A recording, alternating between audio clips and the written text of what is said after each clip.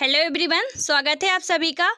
आज हम बात करेंगे गंगा नदी तंत्र के बारे में। राइट, इसके पहले वीडियो में हमने बात की थी जो हमारा हिमालयी अपवाह तंत्र है की नदियां हैं, उसमें से पहली थी सिंधु नदी तंत्र, दूसरी थी गंगा नदी तंत्र और तीसरी थी ब्रह्मपुत्र नदी तंत्र। तो हमने सिंधु नदी तंत्र को अच्छे से डिटेल से समझ लिया है। देन हम आज बात करेंगे गंगा नदी तंत्र के बारे में।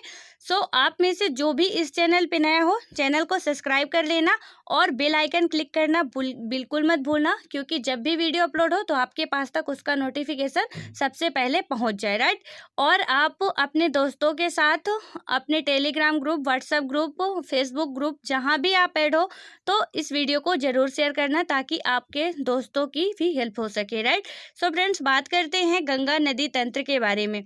तो गंगा नदी क्या है कि हमारे भारत में सबसे बड़ा जल ग्रहण क्षेत्र किसका है? गंगा नदी का। राइट, यहाँ पे आप गंगा नदी लिख लो, हेडिंग डालो गंगा नदी। देन उसके बाद बात करेंगे जो उसका पहला पॉइंट होगा तो क्या होगा कि गंगा नदी जो है वो हमारे भारत का सबसे बड़ा जल ग्रहण नदी तंत्र है। राइट, क्योंकि गंगा नदी कई सहायक नदियों से मिलकर बनी हुई है और ये सबसे लंबी भी है। यहाँ से इसका ये भागीरथी से, यहाँ अलकनंदा से मिलके देवप्रयाग में गंगा का निर्माण करती है। फिर यहाँ से गंगा की ये सारी सहायक नदियाँ हैं और इधर की भी सारी गंगा की ही सहायक नदियाँ हैं। राइट, फिर ये जाके यहाँ बंगाल की खाड़ी में गिरती है। यहाँ पे हालांकि दो भागों में डिवाइड होती है, एक भागीरथी हो गया, ये भागीरथी और ये हुगली नाम की नदी, दो मतलब गंगा नदी ही दो भागों में डिवाइड हो जाती है, जिसमें से एक भागीरथी जो कि सीधे बांग्लादेश में प्रवेश कर जाती है और एक हुगली नदी जो कि पश्चिम बंगाल की तरफ मुड़ के बंगाल की खाड़ी में जाके गिरती है। राइट, तो इसके बारे में हम पहला पॉइंट जो देखेंगे कि क्या है कि अपनी विशाल द्रोणी और व्यापक सांस्कृतिक महत्व के दृष्टिकोण से गंगा भारत की सबसे महत्वपूर्ण एवं सबसे लंबी नदी है। इसकी लंबाई कितनी थी? हमने आपको कल बताया था, इसकी लंबाई 2525 किलोमीटर है। राइट, देन उसके बाद बात करें तो यह नदी उत्तराखंड राज्य के उत्तरकाशी जिले में स्थित गंगोत्री हिमनद 3,900 मीटर की ऊंचाई से भागीरथी नाम से निकलती है। राइट, उत्तराखंड राज्य से।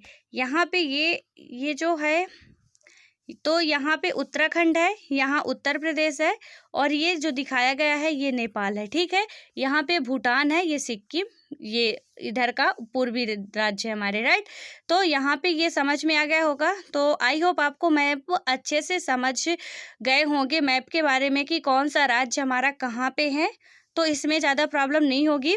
तो यहाँ पे क्या है कि जो हमारी गंगा नदी है ये उत्तराखंड से भागीरथी और मतलब उत्तराखंड राज्य के उत्तरकाशी जिले से, यहाँ पे एक उत्तरकाशी जिला है जहाँ में स्थित गंगोत्री हिमनद यानी कि 3,900 मीटर की ऊंचाई से भागीरथी नाम से निकलती है। गंगा नदी उत्तराखंड में 310 किलोमीटर, उत्तर प्रदेश में 1,140 किलोमीटर, बिहार में 455 किलोमीटर और पश्चिम बंगाल में 520 किलोमीटर का मार्ग तय करती है। इसका मतलब बोले तो गंगा नदी जो है वो 5 राज्यों में प्रवाहित होती है। ठीक है, 5 राज्य में कौन कौन से राज्य आ जाएंगे? तो गंगा नदी यहाँ से उत्तराखंड, फिर उत्तर प्रदेश, फिर बिहार, फिर झारखंड में गंगा नदी का थोड़ा सा भाग प्रवाहित होता है। राइट, यहाँ पे मैप में समझे हम, ये हमारी गंगा नदी हो गई।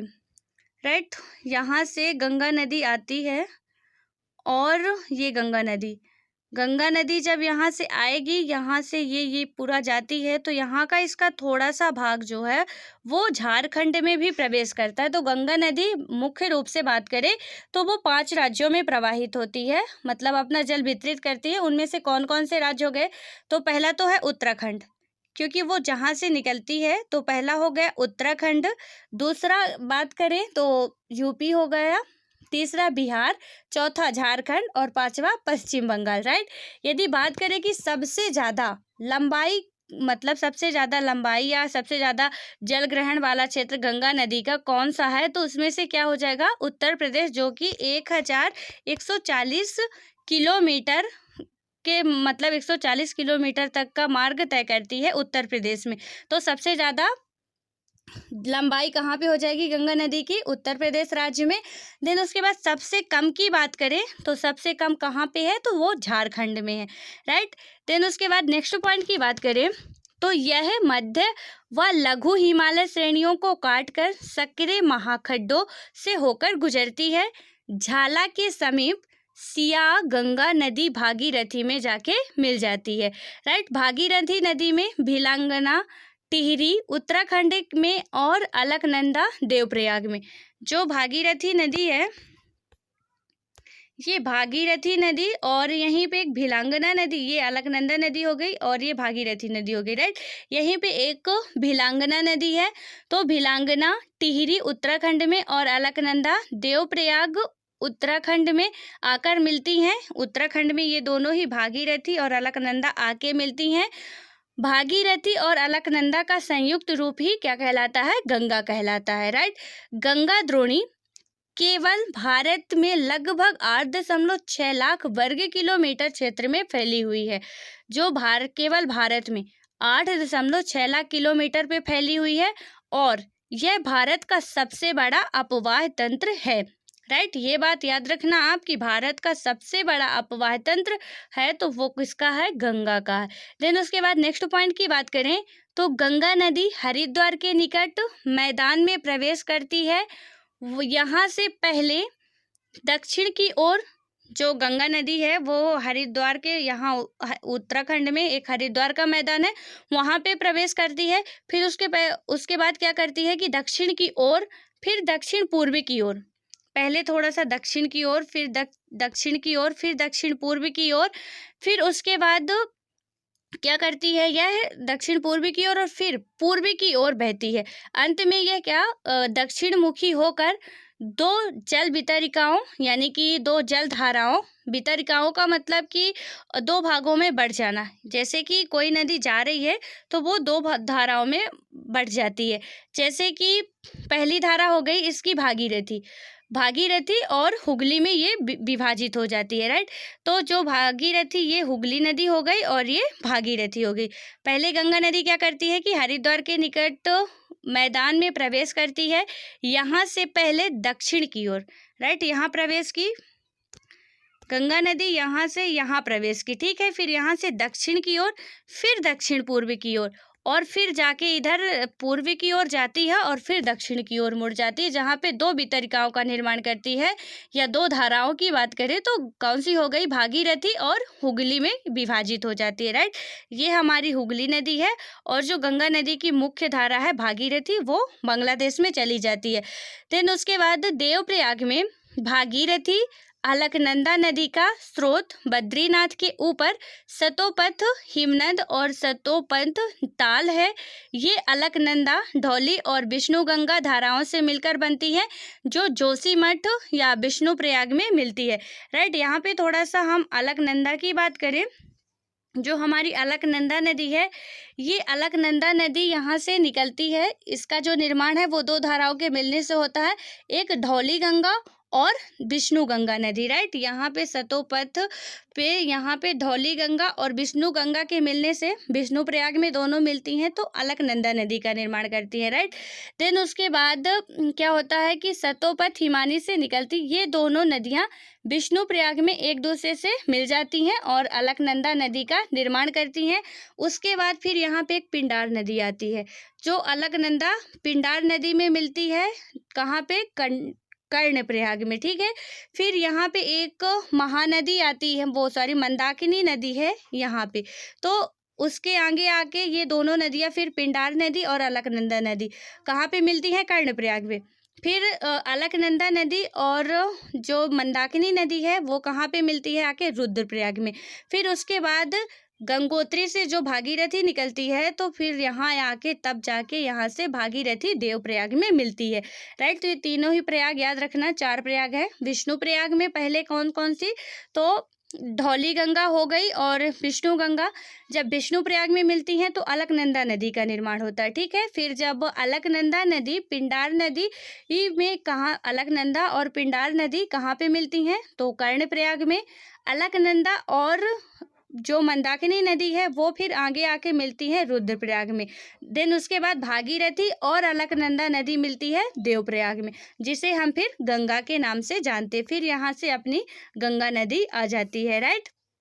देन उसके बाद नेक्स्ट पॉइंट की बात करें तो अलकनंदा नदी की एक अन्य सहायक नदी है, वो कौन सी है? पिंडार है, जो इससे कर्णप्रयाग में मिलती है, जबकि मंदाकिनी या काली गंगा इसे रुद्रप्रयाग में मिलती है, राइट। फिर झारखंड की सीमा पर स्थित राजमहल की पहाड़ी के उत्तर की ओर प्रवाहित होती हुई पश्चिम बंगाल के फरक्का नामक स्थान पर यह बांग्लादेश में प्रवेश करती है, राइट।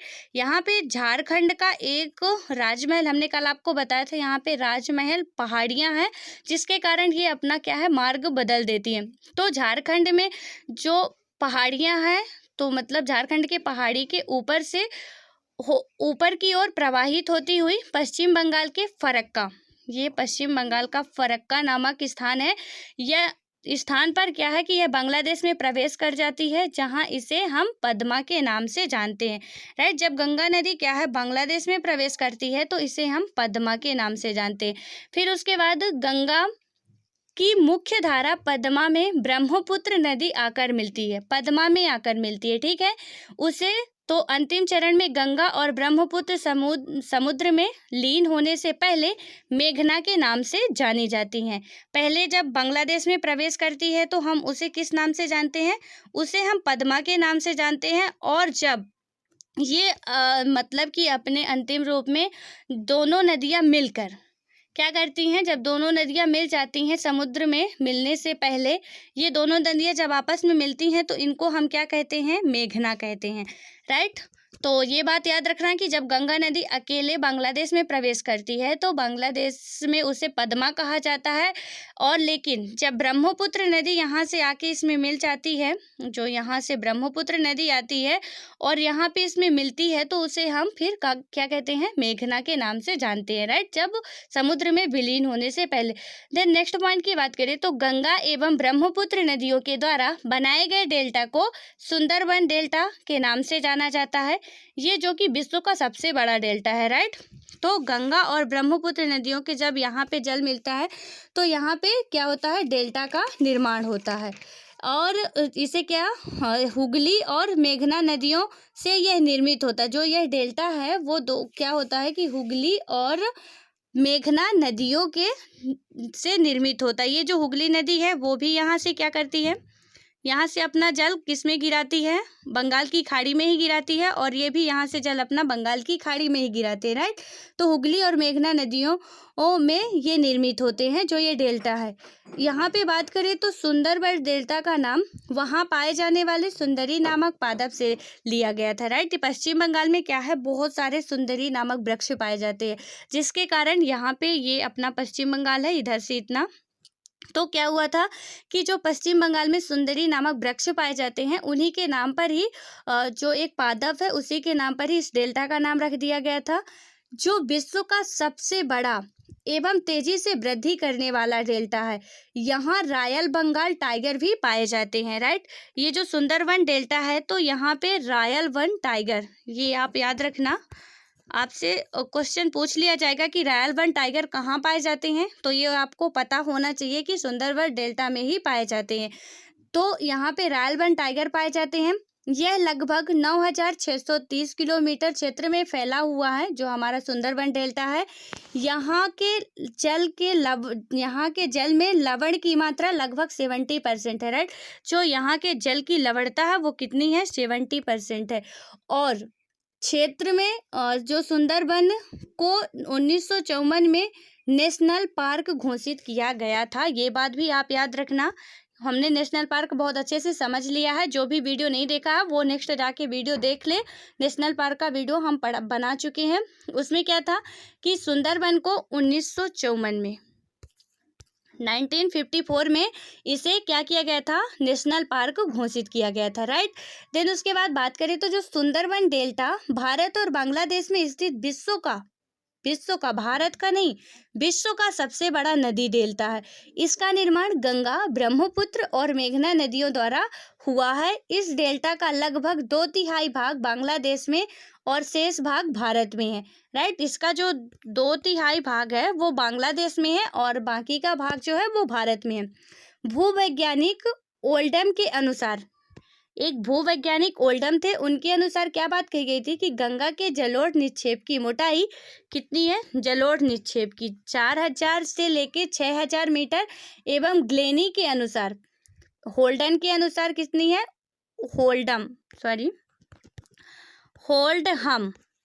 नहीं है, होल्डहम है। तो उनके अनुसार क्या था कि गंगा के जो जलोढ़ निक्षेपों की मोटाई थी वो कितनी थी, 4000 से 6000 किलोमीटर के, किलोमीटर नहीं है, मीटर के लगभग थी। लेकिन ग्लेनी के अनुसार 2000 मीटर है। राइट, ग्लेनी जो भूवैज्ञानिक है उनके अनुसार 2000 मीटर है, क्या है, जलोढ़ निक्षेप की मोटाई। और ओल्ड हम के अनुसार 4000 से 6000 मीटर की है। राइट, फिर नेक्स्ट बात करें तो इसमें से आप एक और पॉइंट डाल के लिखो, नोट डाल के, मंदाकिनी नदी चौराबाड़ी ताल नामक झील से निकलती है। जो हमारी मंदाकिनी नदी यहाँ रुद्रप्रयाग में आके अलकनंदा से मिलती है। तो मंदाकिनी नदी कहाँ से निकलती है, ये नदियों के सारे उद्गम क्षेत्र आपको बहुत ही अच्छे तरीके से याद होने चाहिए, ये बात आप ध्यान रखना, क्योंकि आपको सही क्रम में व्यवस्थित करने के लिए भी दे सकता है। को एग्जामिनर कैसे भी आपसे क्वेश्चन पूछ सकता है, तो आपको बिल्कुल एकदम से तैयार रहना चाहिए कि वो कैसे भी पूछे उसका आंसर हम फटाक से दे लेंगे। राइट, तो मंदाकिनी नदी चौराबाड़ी ताल नामक झील से निकलती है तथा सोनप्रयाग में काली गंगा से मिलती हुई आगे बढ़ती है। यह नदी केदारनाथ से रुद्रप्रयाग के मध्य प्रवाहित होती है। यह बद्रीनाथ के दक्षिण में स्थित रुद्रप्रयाग नामक स्थान पर अलकनंदा से मिलती है। राइट, बद्रीनाथ के दक्षिण में यह स्थित रुद्रप्रयाग में, मतलब कि रुद्रप्रयाग नामक स्थान में अलकनंदा नदी से मिल जाती है। देन उसके बाद गंगा द्रोणी के अंतर्गत उत्तर भारत में हिमालय से निकलने वाली बारहमासी व अनियतवाही एवं दक्षिण में प्रायद्वीप से निकलने वाली, जो गंगा द्रोणी में नदियाँ निकलने वाली होती हैं, जो गंगा द्रोणी की भारत में हिमालय से नदियाँ निकलती है वो क्या होती हैं, बारहमासी होती हैं, या बोले तो अनियतवाही नदियाँ होती हैं। लेकिन दक्षिण भारत में प्रायद्वीप से निकलने वाली अनियतवाही नदियाँ शामिल हैं। प्रायद्वीपीय उच्च भूमि से आने वाली मुख्य सहायक नदियाँ चंबल, बेतवा और सोन है।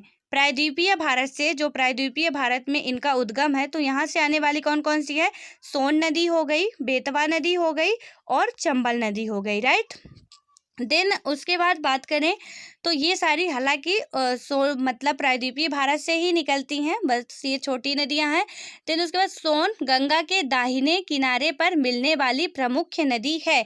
यदि बात करें तो ये जो चंबल है वो यमुना में मिलती है, बेतवा भी यमुना में मिलती है, फिर यमुना जाके गंगा में मिलती है। लेकिन ये बात याद रखना बहुत अच्छे तरीके से, हमने कल भी आपको समझाया था कि जो सोन नदी है वो गंगा के दाहिने किनारे पर मिलने वाली प्रमुख नदी है। राइट, ये प्रायद्वीपीय पठार से निकलती है और यहाँ जाके गंगा से मिलती है।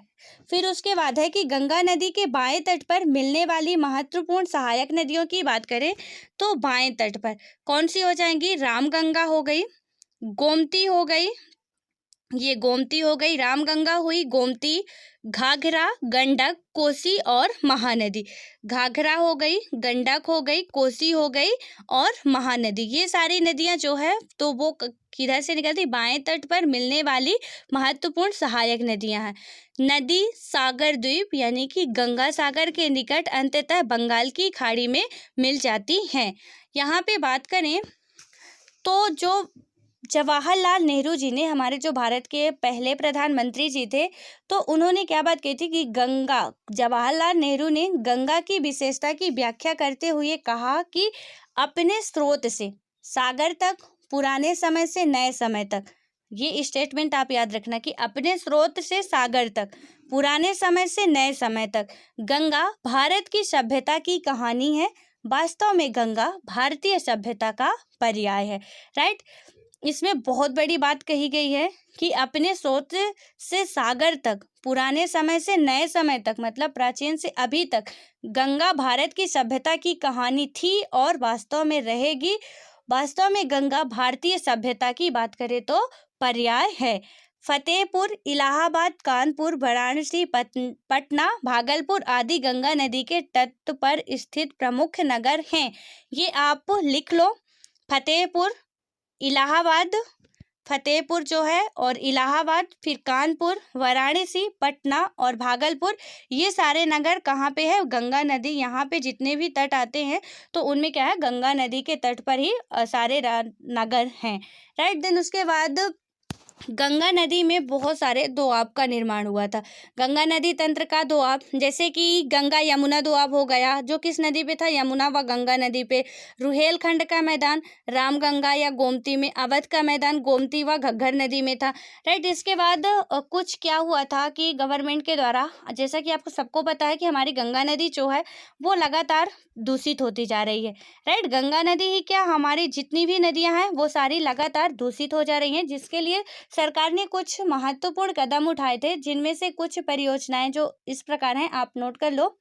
पहले तो थी नमामि गंगे परियोजना, फिर उसके बाद थी Ganga smart city hybrid annuity model, Ganga वृक्षारोपण अभियान। ये सारी जो परियोजनाएं थी तो वो सरकार के द्वारा चलाई गई थी। इसमें से थोड़ा सा एक नज़र देखते हैं तो प्रधानमंत्री की अध्यक्षता में 1 जुलाई 2016 को हुई केंद्रीय मंत्रिमंडल की बैठक में सरकार ने फ्लैगशिप योजना यानी कि नमामि गंगे को स्वीकृत दी थी। राइट, नेक्स्ट इसमें क्या कहा गया था कि जो गंगा नदी की साफ सफाई को क्रियान्वयन करने में, गंगा नदी के प्रदूषण को समाप्त करने और नदी को पुनर्जीवित करने के लिए नमामि गंगे नामक एक एकीकृत गंगा संरक्षण मिशन का शुभारंभ किया गया था। राइट, इसमें जो भी पूरा हिस्सेदारी है वो पूरा सेंट्रल गवर्नमेंट की है, स्टेट की कोई भी इसमें हिस्सेदारी नहीं है। देन उसके बाद स्मार्ट सिटी जो परियोजना लागू की गई थी, गंगा स्मार्ट सिटी, तो उसमें से कौन कौन से स्थान थे? जैसे ऋषिकेश, हरिद्वार, मथुरा, कानपुर, लखनऊ, वाराणसी, इलाहाबाद, साहिबगंज, पटना और बैरकपुर, यानी कि उत्तराखंड से पूरा अपना पश्चिम बंगाल तक के कुछ क्षेत्र शामिल थे इसमें स्मार्ट सिटी गंगा परियोजना में। राइट, इसमें 10 शहरों को मतलब कि मेनली 10 शहर ही शामिल किए गए थे। यह अगस्त 2016 में क्या की गई थी? इसकी शुरुआत की गई थी।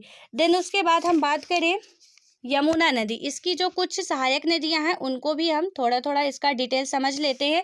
तो इनमें से आती है, पहली आप डालो यमुना नदी। फ्रेंड्स, वीडियो थोड़ा बड़ा हो रहा है लेकिन आप धैर्य बनाए रखो क्योंकि ये सारी बातें पढ़ना बहुत इंपॉर्टेंट है। राइट, सो फ्रेंड्स हम बात करते हैं यदि यमुना नदी की, तो जो हमारी यमुना नदी है यह क्या है? गंगा की सबसे बड़ी, पश्चिमी और सबसे लंबी सहायक नदी है। राइट, तो सबसे पश्चिमी, ये यमुना नदी जो है वो सबसे पश्चिमी और सबसे लंबी सहायक नदी है। इसका जो स्रोत है या उद्गम स्थल यमुनोत्री हिमनद है, जो हिमालय में बंदरपूछ श्रेणी के पश्चिमी ढाल पर 6316 मीटर की ऊंचाई पर स्थित है। राइट, नीचे की ओर मंसूरी श्रेणी यानी कि उत्तराखंड, जो मसूरी, जहाँ पे क्या होती है सिविल मतलब कि IAS की ट्रेनिंग होती है मसूरी पे, वहीं पे। ठीक है, तो नीचे की ओर मसूरी श्रेणी उत्तराखंड के पीछे इसमें टोंस नदी मिलती है। मसूरी श्रेणी में यमुना नदी मैदानी क्षेत्र में प्रवेश करती है, जहां यह एक चौड़े वक्र के रूप में, यहाँ से ये क्या करती है? मैदानी क्षेत्र में प्रवेश करती है, जहां ये चौड़े वक्र के रूप में, ये जो यमुना नदी है, सॉरी यहाँ पे यमुना नदी जो है वो यहाँ से प्रवेश कर एक चौड़े वक्र की तरफ आकार बनाती हुई क्या करती है कि बहती है। हरियाणा तथा उत्तर प्रदेश के बीच सीमा बनाते हुए यह नदी दिल्ली, मथुरा व आगरा से मिलकर गुजरती है। देवप्रयाग प्रयाग यानी कि बात करें तो इलाहाबाद, तो यहाँ पे प्रयाग में प्रयागराज इसका नाम हो गया, तो इलाहाबाद में यमुना का गंगा से संगम होता है। प्रायद्वीपीय प्रयागराज में ये जो है मिलती है, ठीक है, गंगा से। तो यहाँ पे प्रायद्वीपीय पठार से निकलने वाली चंबल, काली सिंध, बेतवा, केन, सोन इसके दाहिने तट पर मिलती है। कौन कौन सी हो गई? चंबल हो गई, काली सिंध हो गई, केन हो गई, बेतवा हो गई, केन हो गई, तिस्सा हो गई। ये सारी कहाँ पे मिलती है? ये तिस्सा नदी हालांकि डायरेक्ट गंगा पे मिलती है। केन, बेतवा, काली सिंध और चंबल ये कहाँ पे मिलती हैं? यमुना पे मिलती हैं, ठीक है। बात करें इसके बाएं तट की तो हिंडन, रिहंद, सेंगर और वरुणा आदि नदियां जो है इसके बाएं तट से मिलती है। देन उसके बाद यमुना की जो लंबाई है वो कितनी है? तो यमुना की लंबाई हमारी 5वीं सबसे लंबी नदी है ये बात भी याद रखना। तो यमुना की जो लंबाई है वो कौन सी है? 5वीं नहीं, 6वीं सबसे लंबी नदी है, ठीक है। इसमें 1370 किलोमीटर है और इसका बाह्य क्षेत्र 3,59,000 वर्ग किलोमीटर है। इसका अधिकांश जल सिंचाई के उद्देश्य से पश्चिमी और पूर्वी यमुना नहरों तक तथा आगरा नहर में आता है, ठीक है। फिर बात करें यदि चंबल नदी की, तो चंबल नदी का उद्गम कहाँ पे है? तो चंबल नदी का उद्गम मध्य प्रदेश के मालवा पठार में महू के निकट जानापाव पहाड़ी से चंबल नदी निकलती है, ठीक है, तथा उत्तरोन्मुख होकर महाखड्ड में बहती हुई कोटा राजस्थान में है, तो कोटा में पहुंचती है, जहां इस पर गांधी सागर बांध बनाया गया, ठीक है। जो चंबल नदी पे 3 बांध बनाए गए हैं, तो एक जो गांधी सागर बांध है वो राजस्थान पे है। कौन सा है? मतलब कि चंबल नदी पे ही बनाया गया है, तो ये बात आप याद रखना। ये चंबल नदी कहाँ से निकलती है? मध्य प्रदेश के निकट मालवा के पठार में महू के निकट जानापाव पहाड़ी से निकलती है, ठीक है। देन उसके बाद है कि कोटा से यह बूंदी, सवाई माधोपुर और धौलपुर होती हुई इटावा उत्तर प्रदेश के समीप यमुना नदी में मिल जाती है। चंबल एक अध्यारोपित नदी है, ठीक है। ये बात याद रखना कि चंबल एक अध्यारोपित नदी है। यह अपनी उत्खात भूमि वाली भू आकृति के लिए प्रसिद्ध है, यानी कि महाखड्ड होते हैं चंबल में। ये बात हमने आपको कई बार बताई है और आपको बहुत अच्छे से समझ में आ गया होगा। डाकुओं के लिए यह सबसे सुपर स्थान है, ठीक है। महाखड्ड जो बनते हैं वहाँ पे डाकू अपना जो है मतलब वहाँ पे उनके छिपने के लिए बहुत ही अच्छा स्थान है जो ये चंबल खड्ड बनाती है, ठीक है। फिर उसके बाद बात करें, आप नेक्स्ट पॉइंट डालो गंडक नदी। जो गंडक नदी है वो ये गंडक नदी, तो गंडक नदी के बारे में बात करें तो गंडक नदी 2 धाराओं यानी कि काली गंडक और त्रिशूल गंगा के मिलने से बनती है, जो नेपाल हिमालय में धौलागिरी व माउंट एवरेस्ट के बीच से निकलती है। यह नदी मध्य नेपाल को अपवाहित करती है। बिहार के चंपारण जिले में यह गंगा के मैदान से चंपारण में अच्छा यहाँ पे एक चंपारण सत्याग्रह हुआ था, तो यहाँ पे आप बताओगे इसका डेट कि ये कब हुआ था, राइट। ये हिस्ट्री का क्वेश्चन है कि जो चंपारण आंदोलन हुआ था यहाँ पे वो कब हुआ था, ठीक है। यहाँ पे किस लिए किसान कृषक जो लोग थे वो किए थे, तो इसका सन क्या है, क्योंकि ये क्वेश्चन आपसे पूछे जाते हैं सन वगैरह हिस्ट्री के, तो ये आप हमको ज़रूर बताना कि इसका सन कब हुआ था चंपारण जो आंदोलन था, ठीक है। तो यहाँ पे क्या हो जाएगा, बिहार के चंपारण जिले में यह गंगा के मैदान में प्रवेश करती है तथा पटना के निकट सोनपुर में गंगा नदी में जा मिलती है, जो कि पश्चिम चंपारण जिले में स्थित त्रिवेणी नहर के जल ग्रहण करती है। बात करें हम घग्गर नदी की, तो जो घाघरा नदी है, ठीक है, घाघरा नदी, तो ये क्या है? घाघरा नदी मापचा चुंग हिमनद से निकलती है, बड़ा ही अजीब नाम है। यहाँ से निकलती है, मापचा चुंग हिमनद से निकलती है, तिला सेती व बेरी नामक सहायक नदियों से जल ग्रहण करने के उपरांत सीसा पानी में एक गहरे महाखड्ड का निर्माण करते हुए पर्वत से मैदानी भाग में प्रवेश करती है। शारदा नदी यानी कि काली गंगा इससे मैदान में मिलती है और अंततः छपरा में यह गंगा नदी में विलीन हो जाती है, ठीक है। देन उसके बाद बात करते हैं हम कोसी नदी, जो कि बहुत पॉपुलर है, बिहार का शोक, ठीक है। तो यहाँ पे बात करें तो कोसी नदी एक पूर्ववर्ती नदी है, राइट। पूर्ववर्ती का मतलब आप समझ रहे होंगे। कोसी नदी जो है वो एक पूर्ववर्ती नदी है। इसका उद्गम स्रोत माउंट एवरेस्ट के उत्तर में स्थित गोसाई थान चोटी के समीप है, जहां से इसकी मुख्य धारा अरुण निकलती है, ठीक है।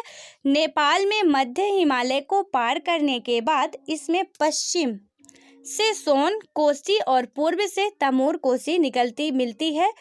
कोसी नदी की 7 धाराएं हैं, ठीक है, ये अपने मार्ग बदलने के लिए तो बहुत ही कुख्यात है। कोसी नदी जो है मार्ग क्यों बदलती है?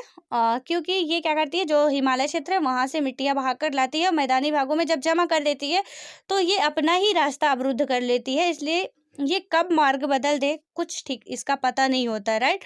रात को वहाँ जो इसके किनारे बसे लोग होते हैं तो वो रात को सोते सोते उनका कब घर बह जाए किसी को कुछ पता नहीं रहता है, ठीक है। तो यहाँ पे जो है वो कोसी नदी 7 धाराएं हैं जिनमें से अरुण प्रमुख है। सामूहिक रूप से इन सब इसे क्या कहते हैं, सप्त कोसी भी कहा जाता है। इसकी जो 7 मुख्य धाराएं हैं उसी के नाम पे इसे क्या कहा जाता है, सप्त कोसी नदी भी कहा जाता है, राइट। देन उसके बाद है, यह नदी पर्वतों के ऊपरी क्षेत्र से भारी मात्रा में अवसाद लाकर मैदानी पर मतलब मैदानी भाग में जमा कर देती है। इससे क्या होता है कि नदी अपना मार्ग स्वयं ही अवरुद्ध कर लेती है। परिणाम स्वरूप नदी अपना मार्ग बदल लेती है, ठीक है। भारत की अन्य सभी नदियों में से कोसी नदी, ये वही आ गया पॉइंट कि भारत में सभी नदियों में से कोसी नदी जो है वो सर्वाधिक बार अपने प्रवाह मार्ग को बदला है। भयंकर बाढ़ों के लिए कुख्यात इस नदी को बिहार का शोक कहा जाता है। यह नदी भागलपुर यानी कि बिहार के समीप गंगा में मिल जाती है, ठीक है। ये जो कोसी नदी है यहाँ पे भागलपुर बिहार में बिहार के पास गंगा नदी में मिल जाती है। फिर उसके बाद हमारी प्यारी सी नदी आती है रामगंगा, गंगा नहीं रामगंगा, ठीक है। तो ये बात हमने एक क्वेश्चन भी इससे रिलेटेड पूछा गया था, आपको हम बता चुके हैं। सो फ्रेंड्स, इसमें क्या है, रामगंगा की बात करें तो जो उद्गम क्षेत्र है इसका, तो रामगंगा गैरसैंण के निकट पौंडी गढ़वाल की पहाड़ियों में स्थित दूधा टोली श्रेणी से निकलती है, ठीक है। कहाँ से निकलती है? दूधा टोली श्रेणी से निकलती है। यह नदी शिवालिक को पार करने के बाद अपना मार्ग दक्षिण पश्चिम दिशा की ओर बनाती है तथा उत्तर प्रदेश में नाजीबाबाद के निकट मैदान में प्रवेश करती है। अंत में कन्नौज के निकट यह गंगा नदी में मिल जाती है, ठीक है। ये हमारी कौन सी है? रामगंगा। यहाँ पे कन्नौज के निकट क्या करती है? गंगा नदी में मिल जाती है। देन उसके बाद बात करें गोमती नदी। रामगंगा भी उत्तर प्रदेश की नदी है। गोमती नदी जो है, तो गोमती नदी का उद्गम क्षेत्र की बात करें तो गोमत ताल है यानी कि फुलहर झील, पीलीभीती कहाँ पे? उत्तर प्रदेश में है। यह गंगा नदी की एकमात्र सहायक नदी है जिसका उद्गम मैदान में होता है, राइट। यहाँ पे पूछा जाता है कि कौन सा शहर गोमती नदी के किनारे बसा हुआ है, तो आप में से जो भी यूपी का होगा उसको जरूर पता होगा क्योंकि ये बहुत पॉपुलर क्वेश्चन है कि कौन सा शहर गोमती नदी के किनारे स्थित है। तो आप लोग प्लीज कमेंट बॉक्स में इसका आंसर देना कि कौन सी नदी, मतलब कौन सा शहर गोमती नदी के किनारे स्थित है, ठीक है। देन हम नेक्स्ट की बात करें दामोदर नदी। दामोदर नदी को हम पश्चिम बंगाल का शोक कहते हैं, ठीक है। तो यहाँ पे क्या होगा कि दामोदर नदी का उद्गम की बात करें तो छोटा नागपुर का पठार के पूर्वी किनारे से निकलती है तथा भ्रंश घाटी से होती हुई हुगली नदी में गिरती है। बराकर इसकी मुख्य सहायक नदी है। तो जो ये हमारी गोमती नदी है ये यहाँ झारखंड के छोटा नागपुर के पठार से निकलती है और तथा भ्रंश घाटी से होती हुई हुगली नदी में प्रवेश करती है। यहाँ पे ये हुगली नदी में प्रवेश करती है। फिर उसके बाद क्या करती है कि बराकर इसकी मुख्य सहायक नदी भी है एक, बराकर। तो उसके बात करें तो बंगाल का शोक, इस नदी को बंगाल का शोक कही जाने वाली इस नदी पर दामोदर घाटी निगम नामक एक बहुउद्देशीय परियोजना का निर्माण किया गया है। बराकर, जमुनिया, वेनगंगा एवं पेनगंगा इसकी मुख्य सहायक नदियां हैं, जिसमें क्या है कि जो बराकर व वेनगंगा इसके उत्तर में और पेनगंगा इसके दक्षिण में स्थित है, ठीक है। जो बराकर नदी है तो इसके उत्तर में है और जो पेनगंगा है इसके दक्षिण में स्थित है। देन उसके बाद नेक्स्ट पॉइंट की बात करें हम तो दामोदर नदी भारत की सर्वाधिक प्रदूषित नदी है। गिरिडीह एवं दुर्गापुर के मध्य में 300 किलोमीटर लंबे मार्ग में यह जैविक मरुस्थल बनकर रह गई है। ठीक है, ये जो दामोदर नदी है वो भारत की सबसे ज़्यादा प्रदूषित नदी है। हालांकि प्रेजेंट टाइम में जितनी नदियां हैं सब प्रदूषित है, यहाँ तक कि गंगा नदी भी हमारी काफ़ी ज़्यादा प्रदूषित है। बट अभी वर्तमान समय की बात करें, जब से ये 1-2 महीने से लॉकडाउन शुरू हुआ है तो हर तरह का प्रदूषण, बहुत ज़्यादा प्रदूषण में गिरावट आई है। ठीक है, इससे हमको आर्थिक रूप से और जो भी है नुकसान हुआ है, लेकिन हमारे प्रकृति को इससे बहुत ज़्यादा फ़ायदा हुआ है। ठीक है, तो इसके फ़ायदे भी हमको हर तरफ, अच्छाई या बुराई दोनों होती है, तो इससे हमको हमारी जो इन्वायरमेंट है उसके लिए काफ़ी फ़ायदा हुआ। ध्वनि प्रदूषण, वायु प्रदूषण, जल प्रदूषण, सब में कहीं ना कहीं एक मतलब बैलेंस आ गया है। आपने न्यूज़ में पढ़ा होगा कि ओजोन परत का क्या है, छिद्र काफ़ी हद तक भर चुका है। ठीक है, तो इसमें क्या है, नदियाँ भी हमारी काफ़ी हद तक स्वच्छ हो गई हैं, हवा भी हमारी काफ़ी हद तक एकदम से क्या है मतलब फ्रेश हो गई है। देन उसके बाद हम बात करें तो दामोदर नदी से एडन नहर वर्ष 1938 में, ये नोट करके आप लिखो कि जो दामोदर नदी है, दामोदर नदी से एडन नहर वर्ष 1938 में, 38 ईस्वी में निकाली गई थी एडन नहर। यहाँ पे एक नहर बनाई गई है एडन नहर, वो कब निकाली गई थी, 1938 ईस्वी में निकाली गई थी, जो कि 65 किलोमीटर लंबी तथा 10,000 हेक्टेयर भूमि को सिंचित करती है। निम्न वलन के कारण विभ्रंश घाटी यानी कि रिफ्ट वैली के निर्माण का संबंध दामोदर घाटी से है। राइट, फिर नेक्स्ट बात करें शारदा या सरयू नदी। तो जो हमारी शारदा नदी है तो वो क्या है कि इसका उद्गम की बात करें तो सरयू नदी का उद्गम नेपाल के मिलाम हिमनद में है, जहाँ इसे गौरी गंगा के नाम से जानते हैं। जो ये शारदा नदी है इसका कहाँ पे है, नेपाल के, यहाँ से ये नेपाल के मिलाम हिमनद में है, जहाँ इसे गौरी गंगा के नाम से जाना जाता है। यह भारत नेपाल सीमा के साथ बहती हुई, जहाँ इसे काली या चाइक कहा जाता है, घाघरा नदी में मिलती है। ठीक है, यहाँ से आती है और ये घाघरा नदी में मिल जाती है। ये यहाँ से प्रवाहित होते हुए आती है और यहाँ पे घाघरा नदी में मिल जाती है। देन उसके बाद बात करें महानदी की। जो महानदी है, महानदी गंगा की एक अन्य महत्वपूर्ण सहायक नदी है। राइट, सहायक नदी महानंदा है, जो कि दार्जिलिंग पहाड़ियों से निकलती है। यह पश्चिम बंगाल में गंगा के बाएं तट पर मिलने वाली अंतिम सहायक नदी है। तो महानदी जो है वो पश्चिम बंगाल के दार्जिलिंग पहाड़ियों से निकलती है और गंगा में मिलने वाली, मतलब पश्चिम बंगाल में गंगा के बाएं तट पर मिलने वाली अंतिम सहायक नदी है। ठीक है, तो अंतिम सहायक नदी की बात करें तो यहाँ से महानदी जो है वो गंगा नदी के बाएं तट पर मिलने वाली सबसे अंतिम सहायक नदी है। फिर उसके बाद हम बात करें सोन रिवर की। तो जो हमारी सोन नदी है, नेक्स्ट पॉइंट आप डालो सोन नदी। सोन नदी में पहला पॉइंट है कि इसका उद्गम क्षेत्र की बात करें तो गंगा के दक्षिण यानी कि दाहिने तट पर सोन एक बड़ी सहायक नदी है, जो अमरकंटक पठार से निकलती है। गंगा नदी का उद्गम कहाँ है, अमरकंटक पठार से निकलती है। पठार के उत्तरी किनारे पर जलप्रपातों की श्रृंखला बनाती हुई यह नदी पटना से पश्चिम में आरा के समीप रामनगर दानापुर में गंगा नदी से मिल जाती है। राइट, यहाँ पे आरा के समीप क्या है, रामनगर दानापुर क्षेत्र, मतलब रामनगर और दानापुर क्षेत्र जो है तो वहाँ पे जाके गंगा नदी में मिल जाती है। यह नदी मध्य प्रदेश से निकलकर उत्तर प्रदेश, झारखंड और बिहार में प्रवाहित होती है। तो कितने राज्यों में हो गई, मध्य प्रदेश, उत्तर प्रदेश और झारखंड तथा बिहार राज्यों में प्रवाहित होती है। रिहंद और उत्तरी कोयल इसकी प्रमुख सहायक नदियां हैं। राइट, तो यहाँ पे एक रिहंद बांध भी बनाया गया था, तो रिहंद और जो उत्तरी कोयल इसकी प्रमुख सहायक नदियां भी हैं। सो फ्रेंड्स, ये हमारे पूरा गंगा तंत्र मतलब गंगा नदी तंत्र रहा, जिसमें हम इनकी सारी नदियों को डिटेल से समझे और गंगा नदी तंत्र को। सो फ्रेंड्स, अब हम कल बात करेंगे ब्रह्मपुत्र नदी तंत्र और इससे जो भी इसकी सहायक नदियां हैं उनमें जो जो भी महत्वपूर्ण बातें हैं उनको जानेंगे। सो मिलते हैं नेक्स्ट वीडियो में, तब तक के लिए बाय बाय, खुश रहो, पढ़ते रहो और अपनी पढ़ाई तथा अपनी सेहत को अच्छे से मेंटेन करके चलते रहो, क्योंकि इस टाइम पे अपनी सेहत को मेंटेन करना सबसे ज़रूरी है। धन्यवाद फ्रेंड्स।